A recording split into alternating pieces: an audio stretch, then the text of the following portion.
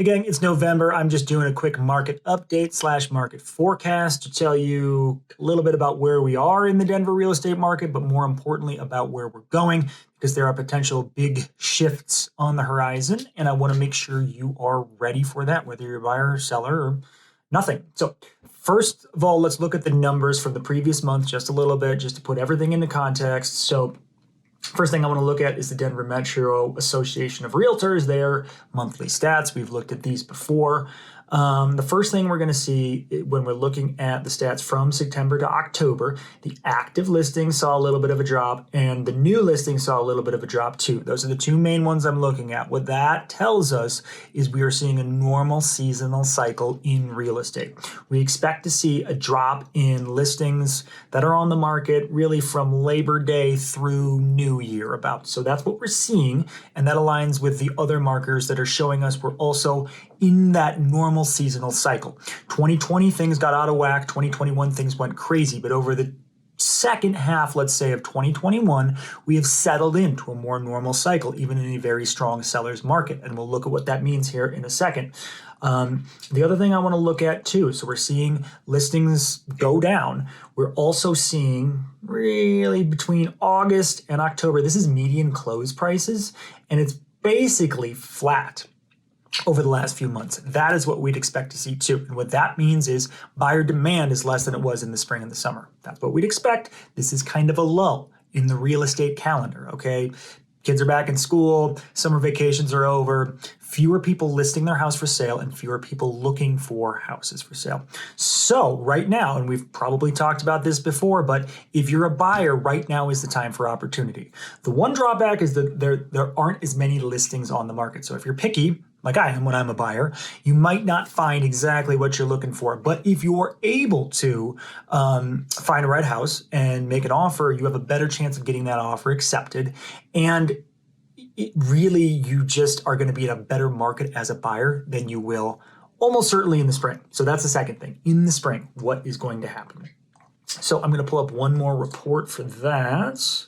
And this is Megan Aller of First American Title. This is her Denver Metro report. She puts together a lot of good statistics and puts them into context and crunches the numbers.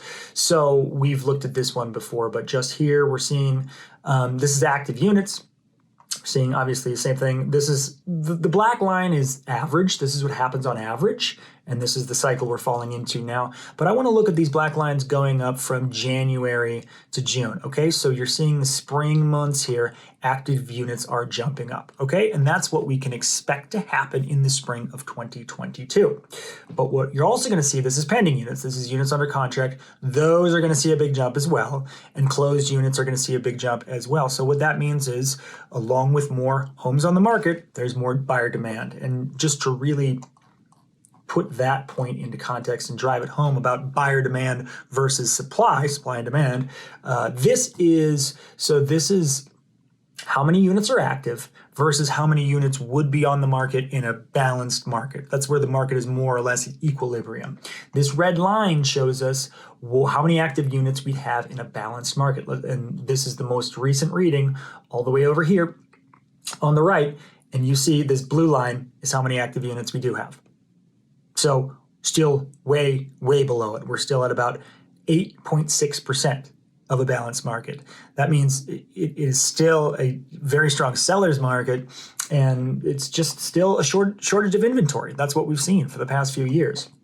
Now you'll see in January, actually, it was even lower. It's actually gone up over the course of the year. So that's why we've seen things ease just a little bit and become a little bit less crazy.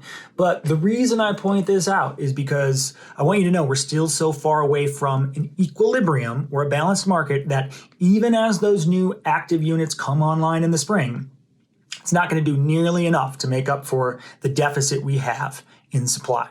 And when buyer demand goes up in the spring buying season, that is going to ratchet things up as well. So what we can expect to see is more or less a repeat of what we've seen this past year. I know that's not good news for people looking to buy, but that is the truth. We're going to see more bidding wars. We're going to see just feeding frenzies, more multiple 12, 13, 14, 20 offer situations, above asking price, appraisal gaps, all of that stuff. Again, we don't know exactly what's going to happen, but that's what we can expect to happen based on what the numbers are saying. So if you are a buyer and you can get out and look now, please do it. This is your window of opportunity from now to about January, maybe a little bit into February.